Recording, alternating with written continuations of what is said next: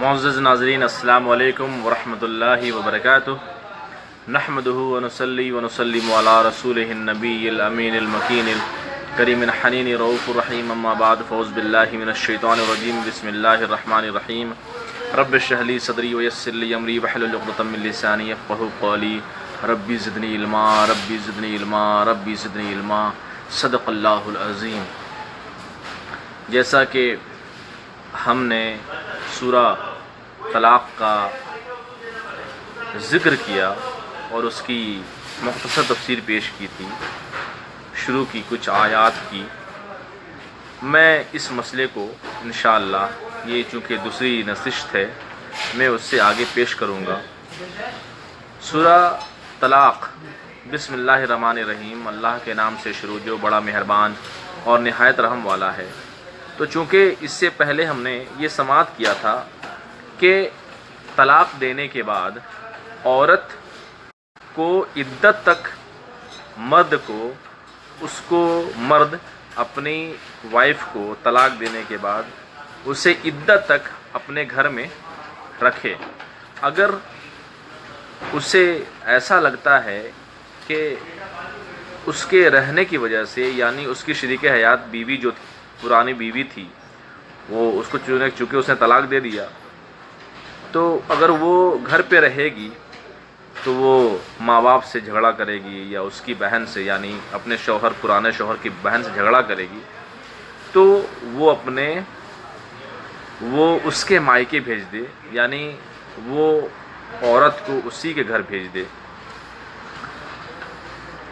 بلکہ اس کو میکے بھیج دے۔ ایک طلاق پڑی ہوں یا 2 طلاق پڑی ہوں یا 3 پڑی ہوں، سب میں یہی حکم ہے کہ وہ عورت عدت اپنے شوہر کے گھر گزارے۔ مگر چونکہ یہ مسئلہ پیچیدہ ہے اور ان مسائل کی گہرائی یاد نہیں رہ سکتی، تو صرف یہی سمجھ لیجئے کہ جب بھی ایسا معاملہ ہو تو کسی مفتی کے پاس، کسی مفتی سے کنسلٹ کیجئے، کسی مفتی سے جو ہے وہ مشورہ لیں، کیونکہ یہ طلاق کا جو مسئلہ ہے یہ بہت نازک مسئلہ ہوتا ہے، اور طلاق کیوں آپ نے دی، کتنی بار دی، کب دی، وہ پیریڈ کون سا تھا، وہ عورت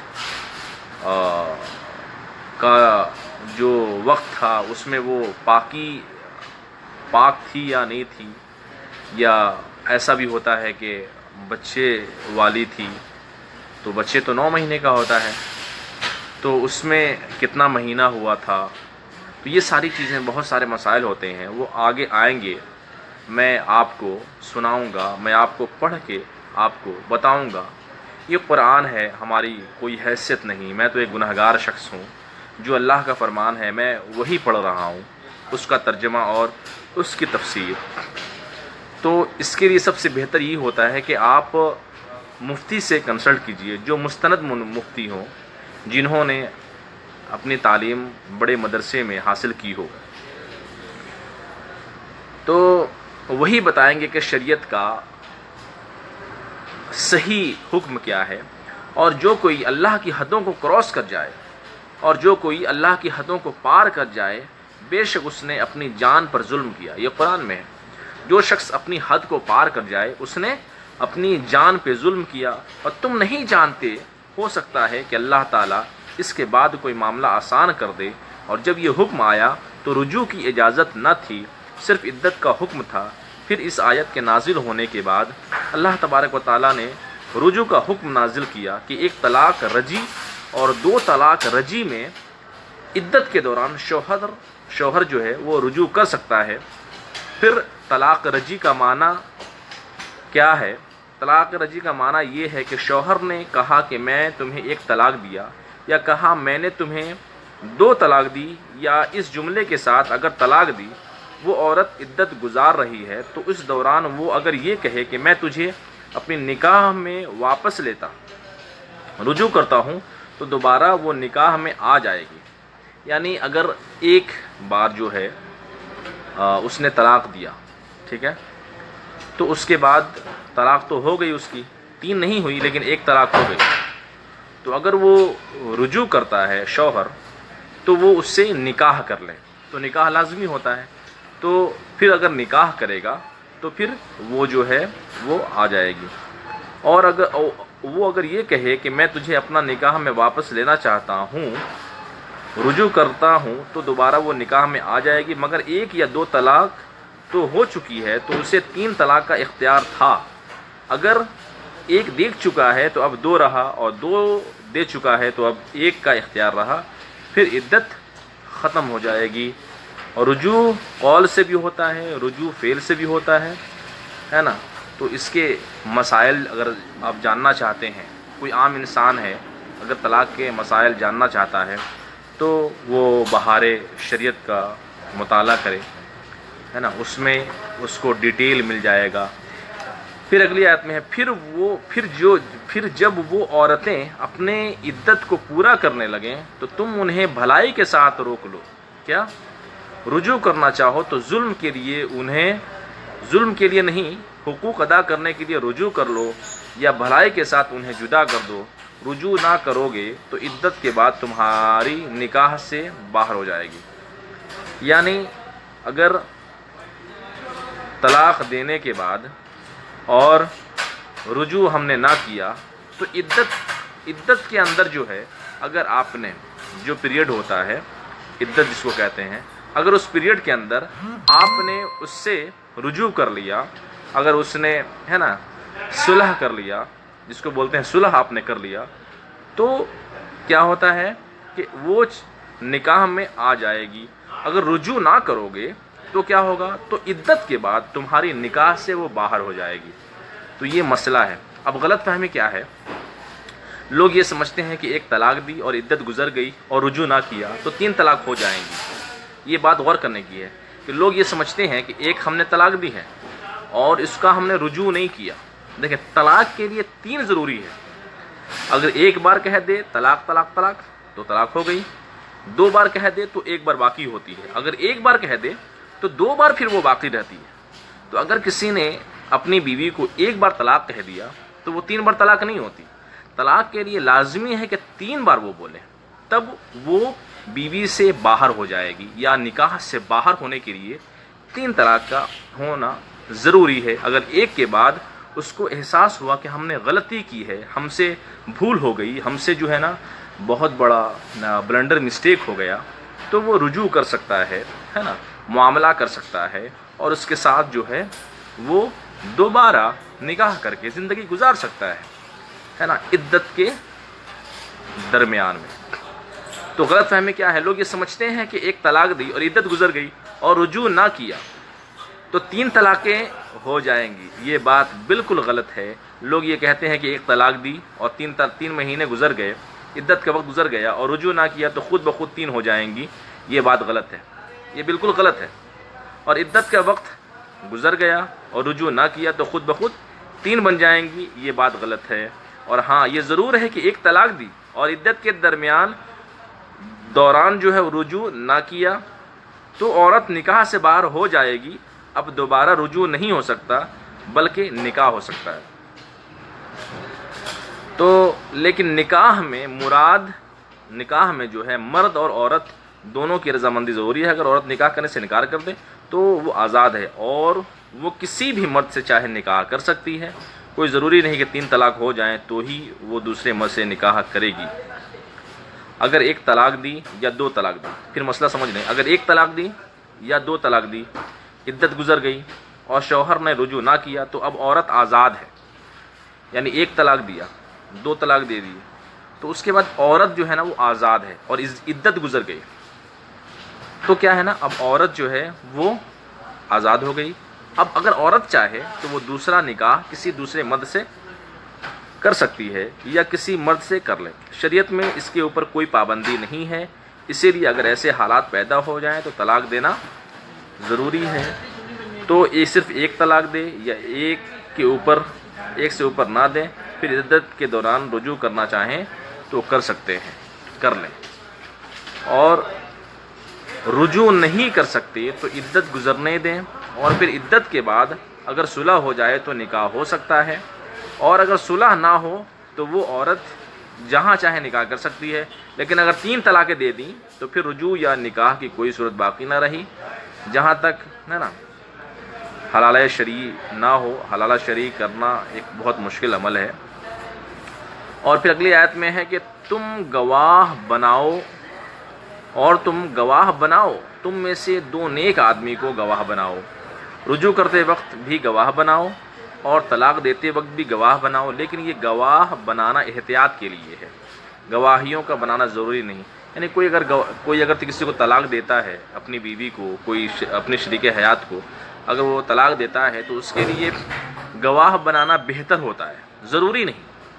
اگر کسی نے گواہ نہیں رکھا ہے نا، کسی کے سامنے نہیں دی، تو اس کا وہ طلاق ہو جائے گا، ہے نا۔ تو وہی چیز ہے، اور تم گواہ بناؤ، تم میں سے جو نیک آدمی کو گواہ بناؤ، تم میں سے 2 نیک آدمی کو گواہ بناؤ، یہ قرآن کی آیت ہے۔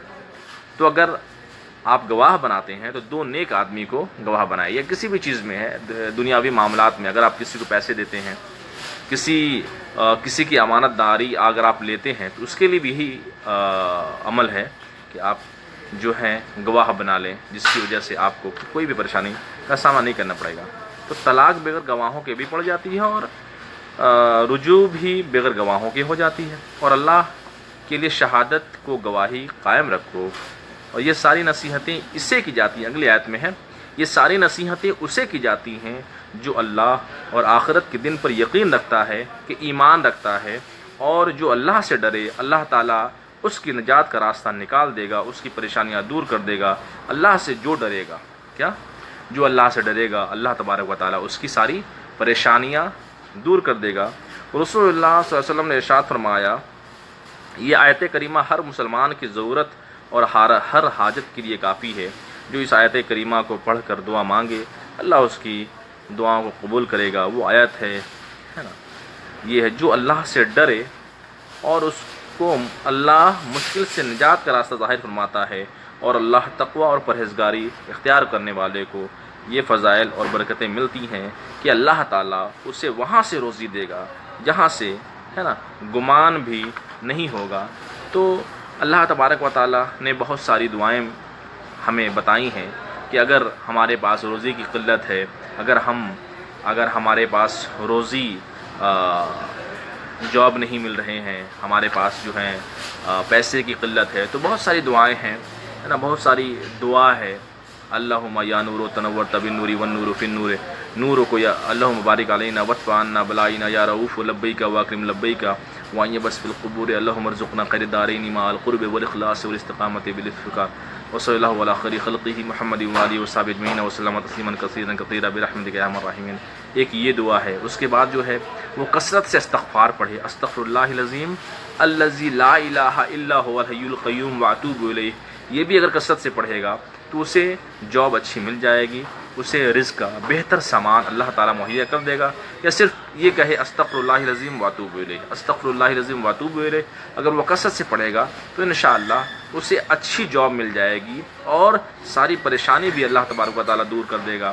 اس کے بعد حسب اللہ نعم الوکیل نعم المولا ونعم النصیر، ہے نا۔ اس کے بعد لا حول ولا قوۃ الا باللہ العلی العظیم، یہ بھی پڑھ سکتے ہیں۔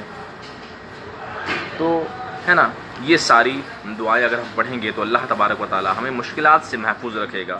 تو اسی چیز کو اللہ تعالیٰ نے فرمایا ہے۔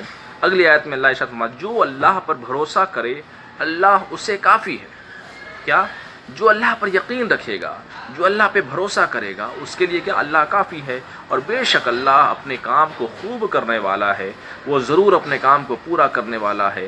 اور اگلی آیت میں ہے، بے شک اللہ نے ہر چیز کے لیے وقت مقرر کیا ہے۔ کیا؟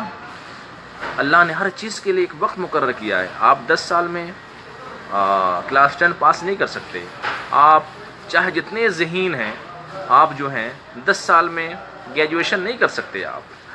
تو اس کے لیے کیا ہے؟ آپ کو ہے نا اسٹینڈرڈ 1 2 3 4 ہے نا 10 تک پڑھائی کرنی ہوگی۔ اس کے بعد آپ چاہے جتنے ذہین ہوں، آپ کلاس 9 سے ڈائریکٹ کلاس 12 میں نہیں جا سکتے، نہیں ہو سکتا۔ آپ کو ہے نا ایک اسٹریم میں جانا پڑتا ہے۔ آپ جتنے بھی انٹیلیجنٹ ہو، آپ آرٹس، کامرس اور سائنس نہیں لے سکتے، آپ کو کوئی ایک اسٹریم چوز کرنی ہوتی ہے۔ آپ یا تو سائنس لیں، یا تو آپ کامرس لیں، یا تو آپ آرٹس لیں۔ لیکن آپ چاہیں گے کہ آپ بہت ذہین ہیں، آپ تینوں اسٹریم لے کر آپ پڑھ لیں ایک ساتھ، ہے نا، ایک ہی ایئر میں، یہ ناممکن والی بات ہے۔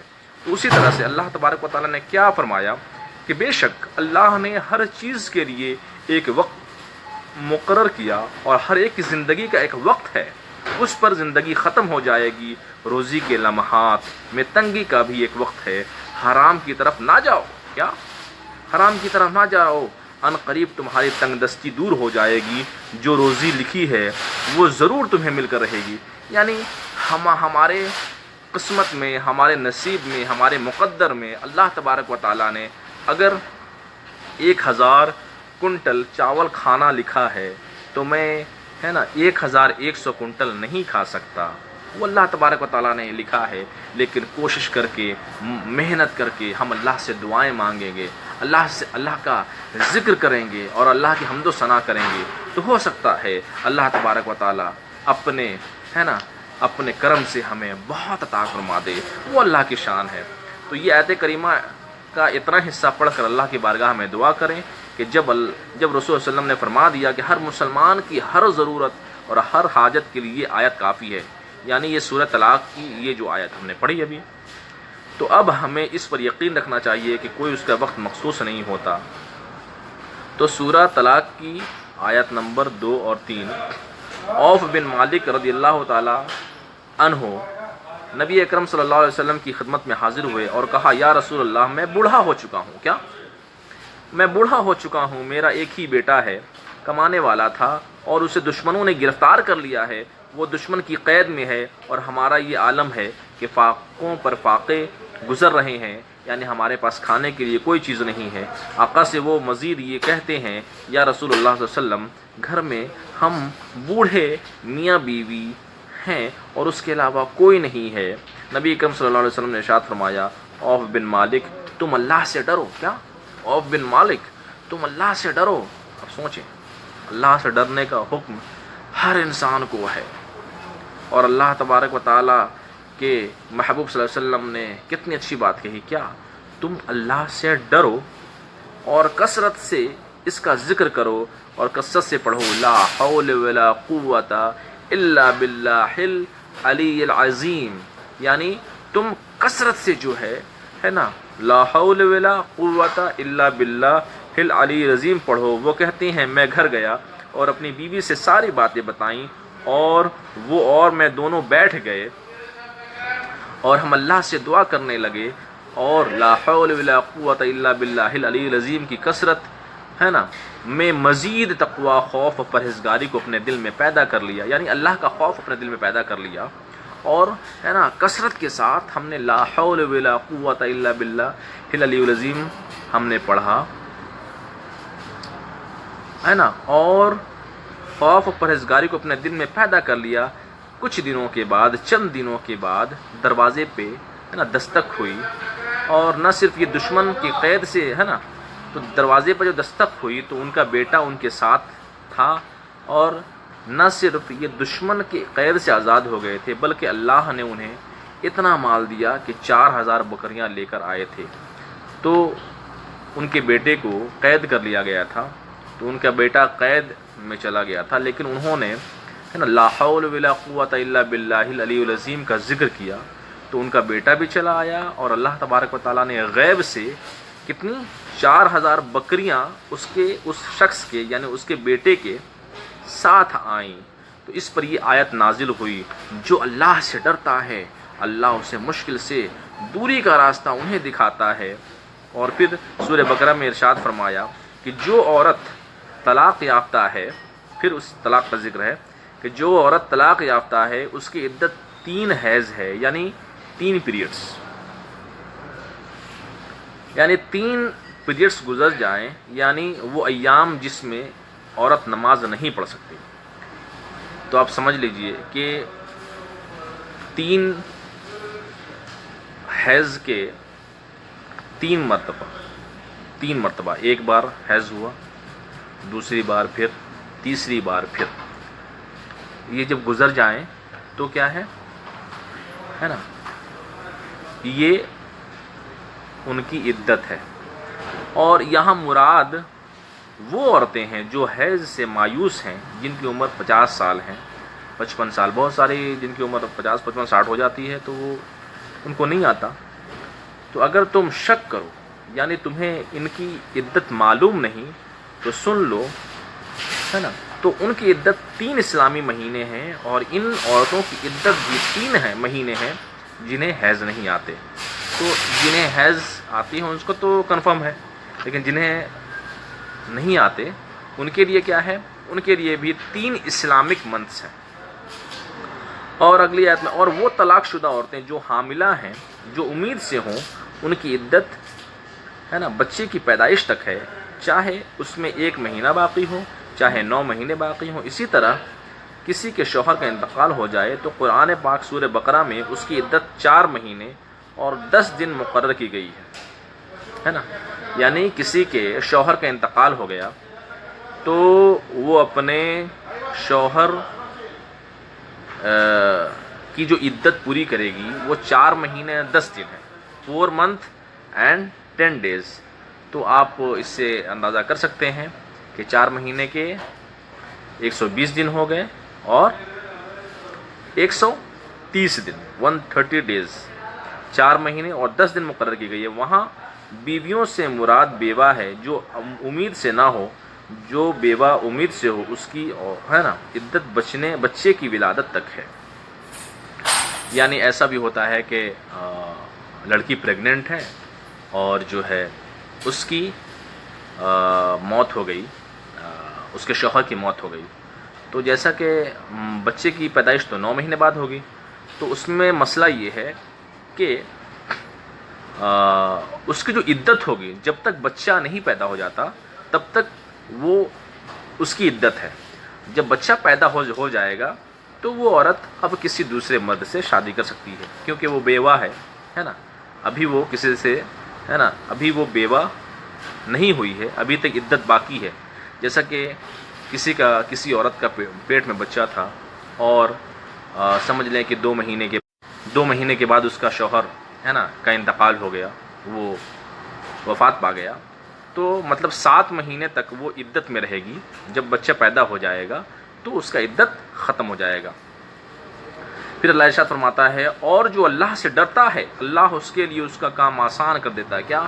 جو اللہ سے ڈرتا ہے، یعنی اللہ کی حمد و ثنا کرتا ہے، اللہ کی پاکی بیان کرتا ہے۔ اللہ سے ڈرنے کا مطلب کیا ہوتا ہے؟ یعنی اللہ کا خوف، یعنی جب نماز کا وقت ہو نماز کے لیے جائے، جب روزے کا مہینہ آئے رمضان تو وہ روزہ رکھے، حج کے مہینے میں حج کرنے جائے، ہے نا، کبھی عمرہ بھی کر لے۔ اس طرح سے وہ فرض نمازوں کو اور فرض چیزوں کو ادا کرے، یعنی وہ اللہ سے ڈرتا ہے اور وہ اللہ کا، ہے نا، سے محبت کرتا ہے، اللہ سے ڈرتا ہے قیامت کے دن سے اور موت سے۔ اور جو اللہ سے ڈرتا ہے اللہ اس کے لیے اس کا کام آسان کر دیتا ہے، اور یہ اللہ کا حکم ہے۔ اللہ تعالیٰ نے تمہاری طرف اس کو نازل کیا، اور جو اللہ سے ڈرتا ہے۔ پھر اللہ ارشاد فرماتا ہے، سوچیں، دیکھیں، ہم کسی انسان کو ایک بار بات کرتے ہیں نا تو وہ سن لیتا ہے، دوسری بات کرتے ہیں تو اور زیادہ وہ غور سے سنتا ہے، تیسری بات جب ہم بات کرتے ہیں نا تو اس کے بعد اس چیز کا وہ حافظ ہو جاتا ہے۔ تو اللہ تبارک و تعالیٰ اپنے بندے سے کتنی محبت کرتا ہے کہ بار بار آیات کے ذریعہ، ہے نا، مکہ والوں کو سمجھایا، منافقین کو، مشرکین کو، کفار مشرکین کو سمجھایا آیات کے ذریعہ۔ اب دیکھیں کتنی پیاری آیت ہے، اور جو اللہ سے ڈرتا ہے، بار بار اللہ سے ڈرنے کا ذکر ہے۔ اس کا معنی کیا ہے؟ اس کا میننگ کیا ہے کہ اللہ تبارک و تعالیٰ اس سے پہلے کہتا ہے، اور جو اللہ سے ڈرتا ہے اس کے لیے، یعنی اس کے لیے اللہ اس کا کام آسان کر دیتا ہے، اور یہ اللہ کا حکم ہے۔ اللہ تعالیٰ نے تمہاری طرف اس کو نازل کیا، اور جو اللہ سے ڈرتا ہے۔ پھر اگلی آیت میں کیا ہے؟ اور جو اللہ سے ڈرتا ہے، یعنی بار بار اللہ سے ڈرنے کا ذکر ہے نا، اس کا معنی یہ ہے کہ بندوں کو اللہ کا خوف اتنا ہو جائے کہ بندہ گناہ کے قریب بھی نہ جا سکے، گناہ کرنے سے وہ لرزے، گناہ کرنے سے، ہے نا، پہلے سوچے کہ میرا رب مجھے دیکھ رہا ہے، میرا رب مجھے دیکھ رہا ہے، میرا اللہ مجھے دیکھ رہا ہے۔ پھر اگلی آیت میں ہے، وہ عذاب دینے پر قادر ہے، وہ اگر چاہے تو ابھی اسی وقت میری گرفت کر سکتا ہے، مجھے پکڑ سکتا ہے، مجھے سزائیں دے سکتا ہے، مجھے، ہے نا، کوئی بھی کسی بھی، ہے نا وبا میں ڈال سکتا ہے۔ جب یہ کیفیات پیدا ہوں تو ہم کہیں گے اس کے دل میں خوف آ گیا۔ اللہ تعالیٰ ہے نا اگلی آیت میں ہے اللہ تعالیٰ اس کے گناہوں کو مٹا دے گا اور اس کے لیے اس کے مقام کو خوب بڑھا دے گا۔ کیا؟ اللہ تعالیٰ جنہیں اللہ کا خوف ہو گیا، جنہیں اللہ کے ڈر ہو گئی ہے نا، تو وہ کیا اگر وہ تائب ہو گیا، اگر وہ رجوع کرتا ہے، اگر وہ سجدہ ریز ہوتا ہے تو اللہ تبارک و تعالیٰ اس کے گناہ مٹا دے گا اور اس کے لیے اس کے مقام کو خوب بڑھا دے گا۔ اور پھر تم ان عورتوں کو جنہیں تم طلاق دے چکے ہو اس کو رکھو۔ غور کیجئے گا، ساری ہے نا ہر باریکی کو اللہ نے ذکر کیا ہے لیکن ہم سمجھتے نہیں۔ ہر مسئلے کا حل قرآن کریم میں ہے اور بہت آسانی کے ساتھ کہ کوئی بھی سمجھ سکتا ہے۔ کیا؟ تم ان عورتوں کو جنہیں تم طلاق دے چکے ہو اس کو رکھو اس طرح تم رکھتے ہو۔ عورت عدت گزرنے کے بعد انہیں ایسی جگہ دو جہاں وہ چین سکون کے ساتھ عدت گزارنے دو، تو تمہاری طاقت کے مطابق رہائش اور خرچہ اپنی حیثیت کے مطابق دو۔ یعنی تمہارے پاس جو طاقت ہے نا، تمہارے پاس جو حیثیت ہے وہ اپنے مطابق انہیں خرچہ دو، اور تم ان عورتوں کو تکلیف نہ دو تاکہ انہیں تنگ اور پھر یہ تنگ اور پریشان ہو کر چھوڑ کر چلی جائیں۔ ایسا نہ کرنا ہے نا۔ ہمارے معاشرے میں طلاق جب کسی کو ہوتی ہے تو وہ عدت ختم کرنے سے پہلے ہی جو ہے نا وہ شوہر کا گھر چھوڑ دیتی ہے اور اپنے مائکے کے گھر چلی جاتی ہے نا۔ لیکن جب شوہر کا انتقال ہو جاتا ہے تو بیوہ عدت عام طور پر ہے نا شوہر کے گھر میں گزارتی ہے، لیکن ہمارے معاشرے میں یہ ظلم بھی ہونے لگا ہے کہ ہے نا بیوہ کو وراثت اور جائیداد سے محروم کرنے کے لیے اس کو اتنا تنگ کیا جاتا ہے کہ بعض مرد کی خواتین رشتہ دار اور اس کی ماں بہن یا دیگر رشتہ دار بعض اوقات وہ اس قدر ظلم و ستم کرتی ہیں کہ وہ بیوہ پریشان ہو کر ہے نا اگر وہ وہاں پر عدت گزارے تو وہ نفسیاتی مریض بن جاتی ہے۔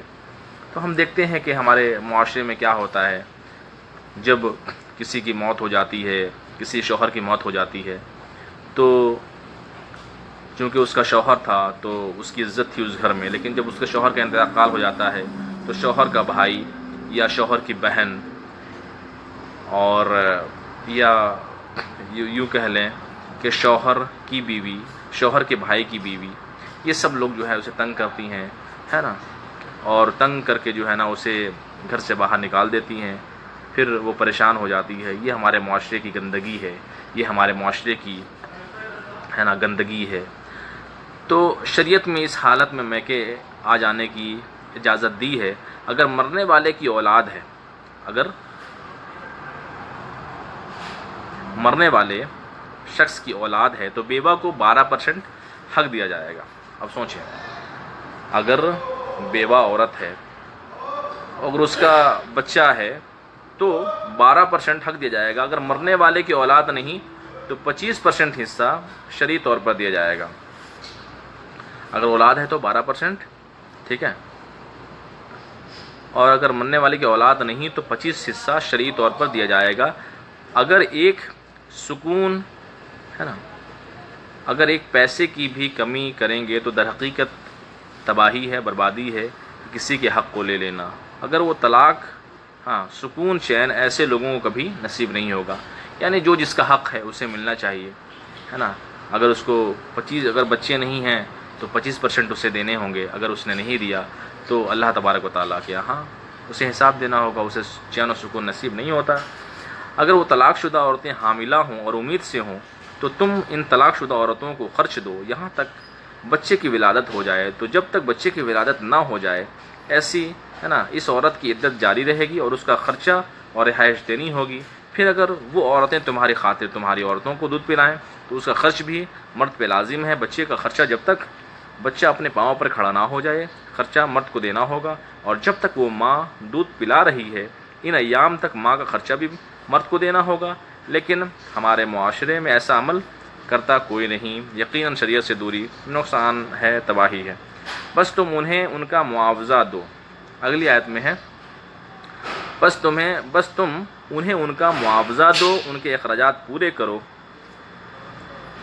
ہے نا۔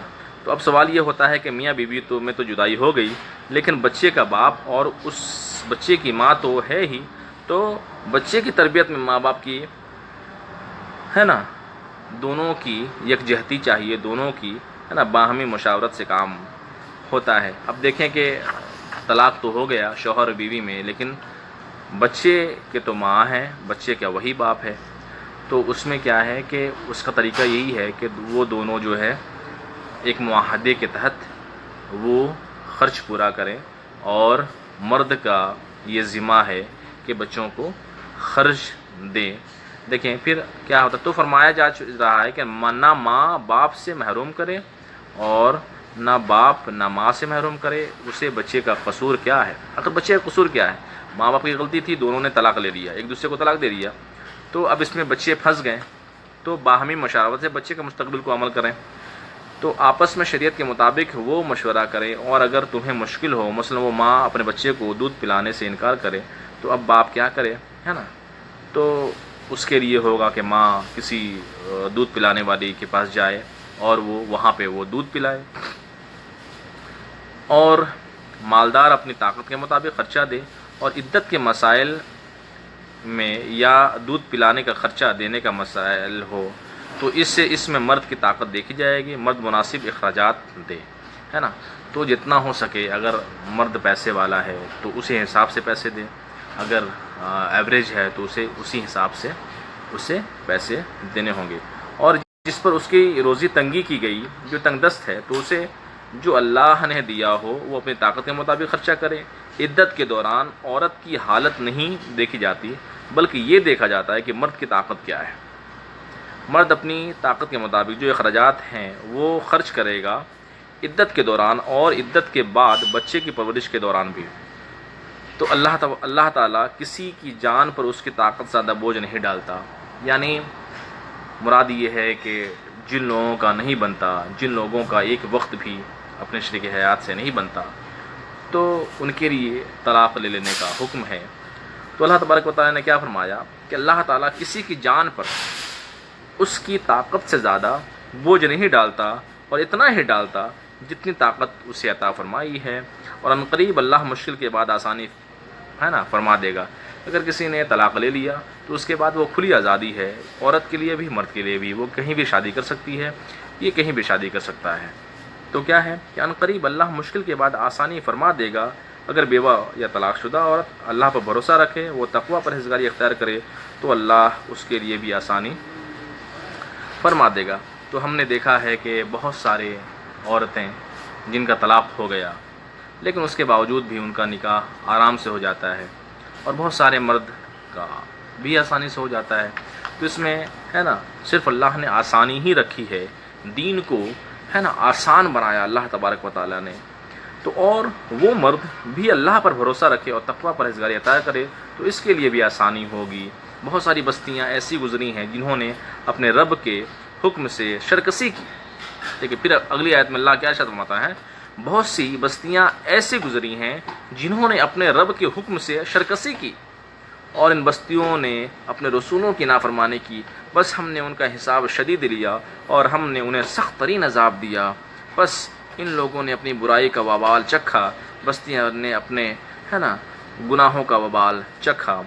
اور اگلی آیت میں ہے، اور ان بستی والوں کے برے اعمال کا انجام برا تھا، بہت نقصان میں تھا، ہے نا۔ اگر تقوی پرہیزگاری اختیار نہ کرو گے تو آج جھوٹ بول کر کسی مظلوم عورت ہے نا پر جھوٹے الزامات لگا کر اسے طلاق دے دی گئی، یا عورت کی طرف سے جھوٹ ہے نا قصور ہو کر وہ مرد پر جھوٹے الزام لگائے، تو جو بھی ایسے کام کرے گا، جھوٹے الزام لگائے یا ظلم کرے، کسی کے حق کو ادا نہ کرے، تو اس بات کو یاد رکھو کہ وہ اللہ کے غضب اور اللہ کے عذاب سے بچ نہیں سکتا۔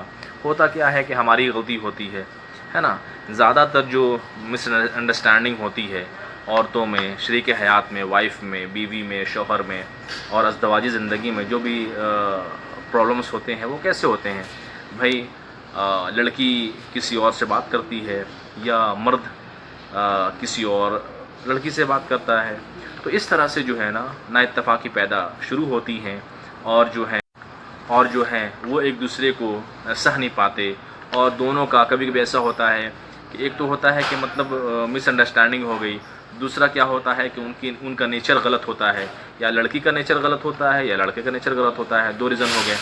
تیسرا ریزن یہ ہوتا ہے کہ ان کا ذہن نہیں ملتا ہے نا، ان کی سوچ نہیں ملتی، اور کسی کا ایسا مینٹیلٹی ہوتا ہے کہ کوئی شارٹ ٹیمپر ہوتا ہے، یعنی مرد جو ہے وہ شارٹ ٹیمپر ہے، اوور شارٹ ٹیمپر ہے، وہ بہت زیادہ غصے والا ہوتا ہے، اور اس کی وائف جو ہے وہ غصہ برداشت نہیں کر پاتی ہے۔ کسی کا ایسا بھی ہوتا ہے کہ شوہر کام نہیں کرتا اور شوہر کام نہیں کرتا، بیوی کام کرتی ہے، جس کی وجہ سے جو ہے نا ایٹیٹیوڈ پرابلم آ جاتا ہے، جس کی وجہ سے جو ہے کیا کہتے ہیں پراؤڈ ہونے لگتا ہے، لڑکیاں خود پہ فخر کرنے لگتی ہیں، جس کی وجہ سے جو ہے اسے لگتا ہے کہ ساری فیملی کا خرچہ میں ہی اٹھا رہی ہوں، جس کی وجہ سے دونوں میں نا اتفاق پیدا ہوتی ہے، اور نا اتفاقی پیدا کرنے میں جو ہے نا پرابلم یہ ہوتا ہے کہ نہ مرد دبنے کی کوشش کرتا ہے، نہ عورت دبنے کی کوشش کرتی ہے۔ عورت یہ بولتی ہے کہ میں جاب کر رہی ہوں، اور ہے نا میں گھر کے لیے بہت سارے سامان اکٹھا کر رہی ہوں، میرے پاس پیسے ہیں، میرے پاس ہے نا سارے اسکول فیس، کالج فیس، بچوں کی ساری تعلیم تربیت میں ہی کر رہی ہوں۔ آپ کیا کرتے ہیں؟ آپ تو صرف ٹائم پاس کرتے ہیں، آپ ایک چھوٹا موٹا جاب کرتے ہیں، بس اس طرح سے دن گزارتے ہیں آپ۔ تو اس طرح سے جو ہے نا وہ لڑکی کا ایٹیٹیوڈ جو ہے، ایٹیٹیوڈ کی وجہ سے مرد میں نہیں بنتا، اور پھر دونوں الگ ہو جاتے ہیں، یا کوئی بھی ایسے معاملات ہوتے ہیں۔ جیسے ایک ریزن یہ بھی ہوتا ہے کہ لڑکی کے اندر کچھ خامیاں ہیں جس کی وجہ سے بچے پیدا نہیں ہوتے، تو لڑکا برداشت کرتا ہے 1 سال 2 سال 10 سال، اس کے بعد اسے چھوڑ دیتا ہے۔ تو بہت سارے ایسے کیسز ہیں جو طلاق کا باعث بنتے ہیں، جو ہم جانتے ہیں، آپ جانتے ہیں، اس میں جاننے کی کوئی زیادہ ضرورت ہے نہیں۔ جو ہم نہیں جانتے اور نہیں جاننا چاہتے اور پتہ نہیں ہے، یہ عام باتیں ہیں۔ انسان اگر اپنے لائف میں انڈرسٹینڈنگ نہیں پیدا کرے گا، اگر ہے نا ایک دوسرے کی بات کو نہیں سمجھے گا، نہیں رکھے گا، ہے نا کمپرومائز نہیں کرے گا، تو وہ زندگی نہیں چل سکتی، وہ زندگی کبھی نہیں آگے بڑھ سکتی۔ کمپرومائز، انڈرسٹینڈنگ یہ بہت ضروری ہے لائف میں، ہے نا۔ آپ کو غصہ آ گیا تو آپ جو آپ کی وائف ہے اس سے سمجھنا ہوگا، آپ کی وائف غصہ ہو گئی تو آپ خاموش رہیں گے، اس کے ذریعہ زندگی چلتی ہے۔ تو پھر یہ ہوتا ہے کہ یا عورت کی طرف سے قصور ہو کہ وہ مرد پر جھوٹے الزام لگائے، تو جو بھی ایسے کام کرے گا، جھوٹے الزام لگائے یا ظلم کرے، کسی کے حق کو ادا نہ کرے، تو اس بات کو یاد رکھے کہ وہ اللہ کے غضب اور اللہ کے عذاب سے بچ نہیں سکتا۔ یعنی جو ایسا کرے گا، ایک دوسرے پہ جھوٹا الزام لگائے گا، وہ اللہ تبارک و تعالیٰ کے عذاب سے بچ نہیں سکتا۔ پھر اگلی آیت میں ہے، اللہ نے ایسے لوگوں کے لیے شدید عذاب تیار کیا ہے، پس تم اللہ سے ڈرو اے عقل مندو۔ کیا؟ اے عقل مندو، عقل کون لوگ ہیں؟ عقل مند کون لوگ ہیں؟ جو ایمان لائے، بے شک اللہ نے تمہاری طرف نصیحت کو نازل کیا۔ کیا؟ بے شک اللہ نے تمہاری طرف نصیحت کو نازل کیا، اور یہ رسول تم پر اللہ کی روشن آیت کو پڑھ کر سناتے ہیں۔ کیا؟ اب رسول اللہ علیہ وسلم کی شان کو بیان کیا، رسول اللہ علیہ وسلم کی عظمت کو، رسول اللہ علیہ وسلم کی رفت کو بیان کیا۔ کیا کہ یہ رسول تمہاری عظمت کو اور تمہاری ہے نا یہ رسول تم پر اللہ کی روشن آیتوں کو پڑھ کر سناتے ہیں۔ پھر اگلی آیت میں ہے، تاکہ یہ رسول ان لوگوں کو جو ایمان لائے اور اچھے عمل کیے، یہ رسول ان مومنین کو ہے نا مومنوں کو اندھیروں سے نکال کر نور کی طرف لے جائیں۔ اور پھر اگلی آیت میں ہے، اور جو کوئی اللہ پر ایمان رکھے اور اچھے عمل کرے۔ کیا؟ اور جو کوئی اللہ پر ایمان رکھے اور اچھے عمل کرے، اللہ تعالیٰ اسے جنتوں میں داخل فرمائے گا، باغات میں داخل فرمائے گا، جن کے نیچے نہریں رواں دواں ہوں گی، ہمیشہ ہمیشہ ان باغات میں، ان جنتوں میں وہ ہمیشہ رہیں گے۔ بے شک، پھر اگلی آیت میں ہے، بے شک اللہ نے اس شخص کے لیے، اس مومن کے لیے اللہ نے بہت اچھی روزی عطا فرمائی ہے، بے شمار نعمتیں اور بے شمار برکتیں اور رحمتیں جنت میں ہیں۔ اللہ نے پھر جنت کا ذکر کیا ہے۔ کیا؟ کہ جن لوگوں نے نیک عمل کیے اور اللہ کو راضی کیا، اس کے لیے جنت میں بڑا انعام ہے، نہریں ہیں، ان کے لیے بڑی بڑی جنتیں ہیں، اور ہمیشہ کے لیے ان کے لیے باغات ہیں۔ اور بے شک اللہ نے 7 آسمان پیدا کیے۔ کیا؟ اللہ نے 7 آسمان پیدا کیے اور زمین بھی ان آسمانوں کی مثل ہے، یعنی 7 آسمان ہے اور 7 زمین ہے۔ آسمان اور زمین کے درمیان اللہ کا حکم نازل ہوتا ہے، فرشتے اترتے ہیں، بارشیں ہوتی ہیں، روزی اترتی ہے، تاکہ تم جان لو کہ بے شک اللہ تعالیٰ ہر چیز پر قادر ہے۔ کیا؟ تاکہ تم جان لو کہ بے شک اللہ تعالیٰ ہر چیز پر قادر ہے، اور بے شک اللہ ہر چیز کو جاننے والا ہے، اس کا علم ہر چیز کو گھیرے ہوئے ہے، یعنی اللہ تبارک و تعالیٰ ہر چیز کو جانتا ہے، اور اس کا علم سے اور اس کے علم سے کوئی بھی چیز چھپی ہوئی نہیں ہے۔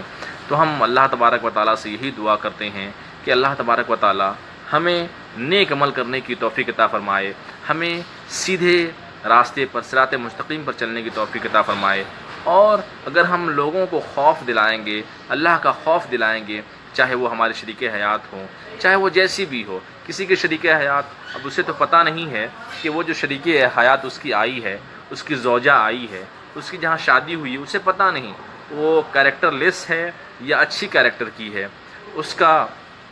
وہ ہے نا پاک و صاف و شفاف ہے یا اس کے اندر کچھ خامیاں ہیں، اسے پتہ نہیں ہوتا ہے نا۔ وہ ارینج میرج کرتے ہیں تو ماں باپ کی خوشی کے لیے ہے نا وہ شادیاں کرتے ہیں، تو اس کا طریقہ یہی ہے کہ آپ انہیں دین کی تعلیم دیں، آپ انہیں اللہ اور رسول کا خوف دلائیں، آپ انہیں نماز کتاب کرنے کی تلقین کریں گے، تو انشاءاللہ الرحمن کبھی ایسے مسائل پیدا نہ ہوں گے۔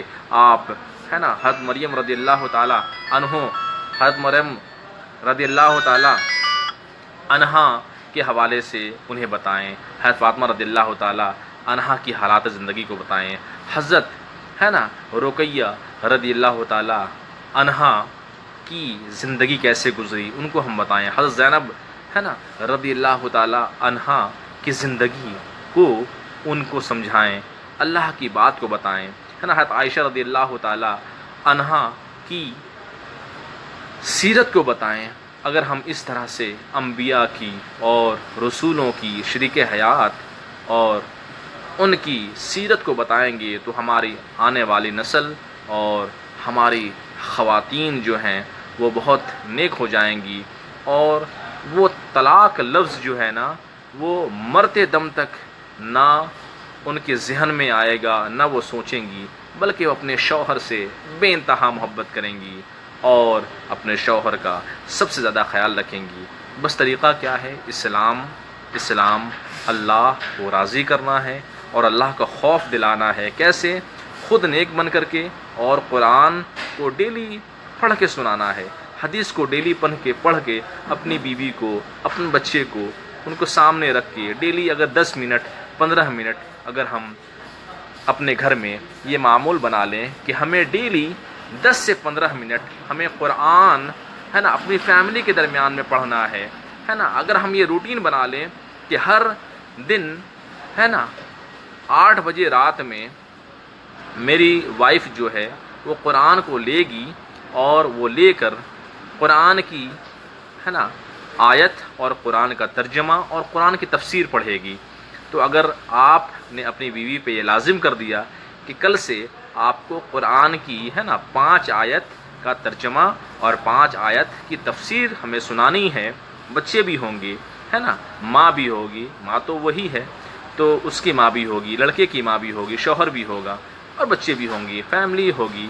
اور اگر وہ عورت پڑھے گی تو معاشرہ بہت آگے بڑھے گا۔ ہم طلاق کے بارے میں تصور بھی نہیں کر سکتے۔ تو اللہ تبارک و تعالیٰ سے ہم یہی دعا کرتے ہیں، اے باری تعالیٰ ہمیں اللہ کا خوف عطا فرما، اے باری تعالیٰ ہمیں اپنا خوف عطا فرما۔ وآخر دعوانا ان الحمد للہ رب العالمین۔